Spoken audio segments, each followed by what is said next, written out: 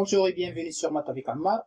On se retrouve aujourd'hui pour corriger un exercice porté sur la partie entière. Dans cet exercice, on va démontrer trois propriétés de la fonction partie entière et on va achever cet exercice par le calcul de la partie entière d'un nombre irrationnel. Commençons par la première question. Soit x appartient à R et k appartient à Z, montrant que x inférieur strictement à k implique que la partie entière de x inférieure strictement à k. Donc on va rappeler d'abord la définition de la partie entière. On sait que quel que soit x appartient à R, il existe un unique entier relatif n appartient à Z, tel que x est supérieur ou égal à n et inférieur strictement à n plus 1. L'entier n est noté e de x. C'est la partie entière de x. Et parmi les propriétés de la fonction partie entière est une fonction croissante.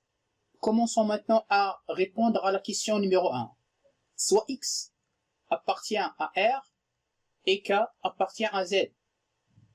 On a x inférieur strictement à k. Et ça implique que e de x est inférieur ou est égal à e de k, car la fonction partie entière est croissante sur R. L'inégalité stricte devient l'inégalité large puisque la fonction n'est pas strictement croissante. Par exemple, la partie entière de 0,4 est égale à 0, qui est égale aussi à la partie entière de 0,6. Par contre, 0,4 est inférieur strictement à 0,6. Donc la fonction est croissante seulement. Toujours, si on a une fonction seulement croissante, on transforme une inégalité stricte en une inégalité large. Et ça implique que e de x est inférieur ou égal à k, car k appartient à z. Donc, la partie entière de k, c'est exactement k. Alors, on a besoin de démontrer que la partie entière est inférieure strictement à k. Supposons que la partie entière de x est égale à k. Comme x est supérieur ou égal à la partie entière de x, alors je remplace e de x par k, donc k est inférieur ou égal à x. Ce qui est absurde, car on a supposé que x est inférieur strictement à k. Donc, l'hypothèse est fausse. Donc, e de x n'est jamais égal à k. Donc, e de x est inférieur strictement à k. Finalement, quel que soit x appartient à R, quel que soit k appartient à Z, si x inférieur strictement à k, alors ça implique que e de x reste inférieur strictement à k. Passons maintenant à la question numéro 2, montrant que la partie entière de x plus la partie entière de moins x est égale à 0 si x appartient à z, et moins 1 si x appartient à R privé de z. Soit x d'abord appartient à R. Commençons avec le premier cas, si x appartient à z. Alors, la partie entière de x, ce sera x. Et la partie entière de moins x, puisque moins x aussi appartient à z, est égale à moins x. Donc ça implique que la partie entière de x plus la partie entière de moins x est égale à x moins x est égal à 0.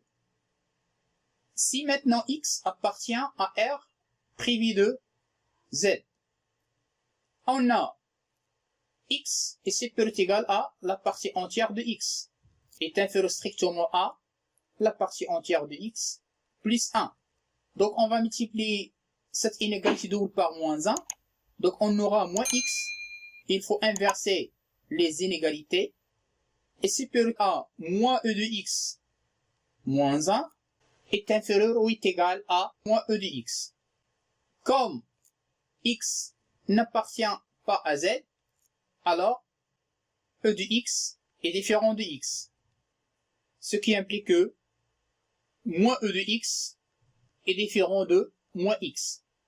Donc cette inégalité devient stricte.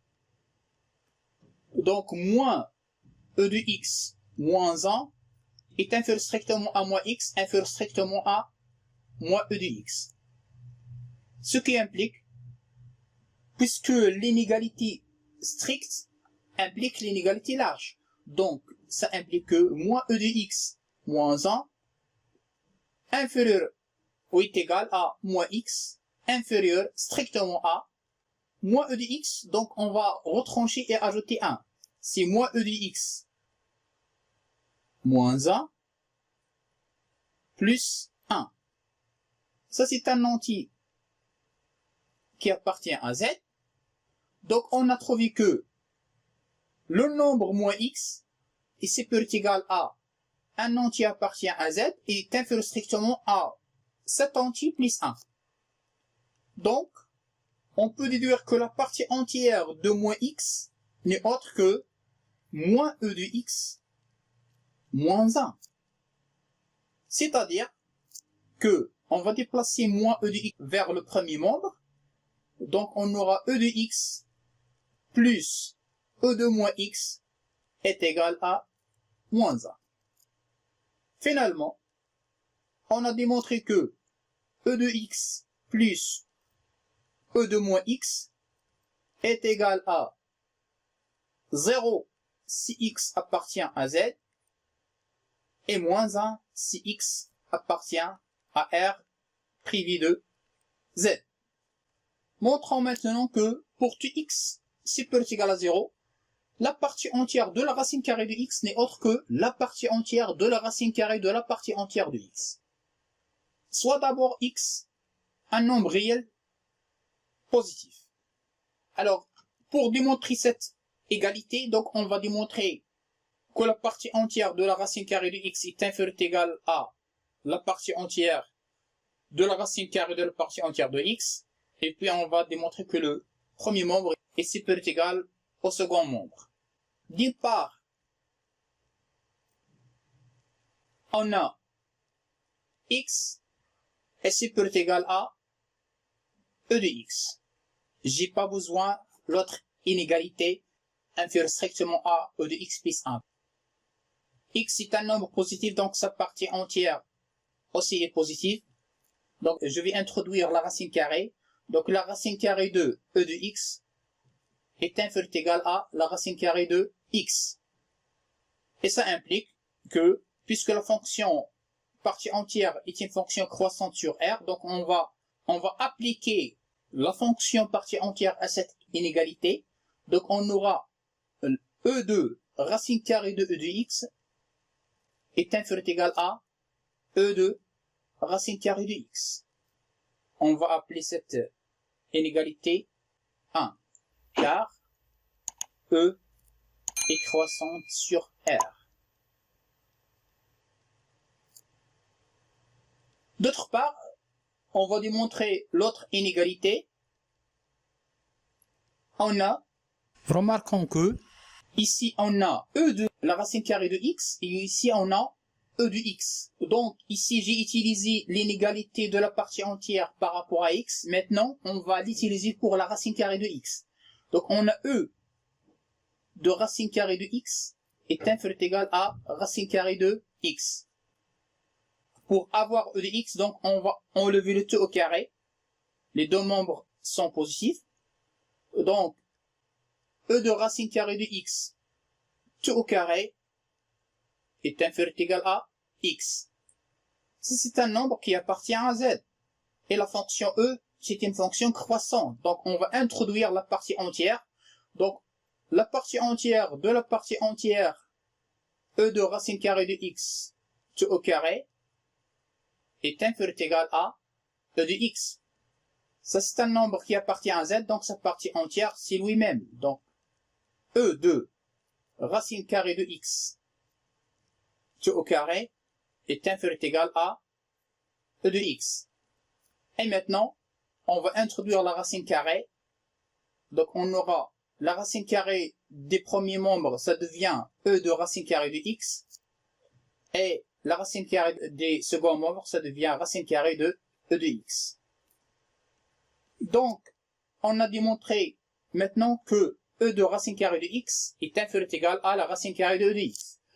Et dans l'inégalité numéro 1, on a démontré l'inverse. Donc de l'inégalité 1 et 2, on déduit que e de racine carrée de x est égal à e de racine carrée de e de x.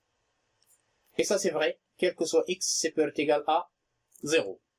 On va terminer cet exercice par la question numéro 4. Soit n appartient à n, on va calculer la partie entière de la racine carrée de n au carré plus 3n plus 1. Soit d'abord n appartient à n, alors pour calculer la partie entière de ce nombre-là, on doit encadrer n au carré plus 3n plus 1 par 2 carrés complets consécutifs. On a d'abord n au carré plus 3n plus 1, donc on va minorer ça par une identité remarquable. Donc ça c'est peut être égal à n au carré plus 2n plus 1, puisque la différence ici c'est n, et n c'est un nombre positif. Pour construire un carré complet qui est supérieur strictement à ce nombre, donc on va ajouter à n au carré plus 3n plus 1, on va ajouter n plus 3, qui est un nombre strictement positif. Donc on a l'inégalité stricte ici. Donc ça implique que ça c'est exactement n plus 1 au carré, c'est un carré complet, est inférieur ou égal à n au carré plus 3n plus 1, est inférieur strictement à, ça c'est n au carré plus 4n plus 4, n'est autre que n plus 2 tout au carré. Les nombres sont positifs, donc on va introduire la racine carrée. Donc il reste n plus 1, inférieur ou égal à la racine carrée de n au carré plus 3n plus 1, inférieur strictement à n plus 2. Ça implique que n plus 1 est inférieur ou égal à la racine carrée de n au carré plus 3n plus 1. On décompose n plus 2 sous la forme n plus 1 plus 1. On alentit n plus 1 appartient à n, donc appartient à z. Donc, la partie entière de la racine carrée de n au carré plus 3n plus 1 n'est autre que n plus 1.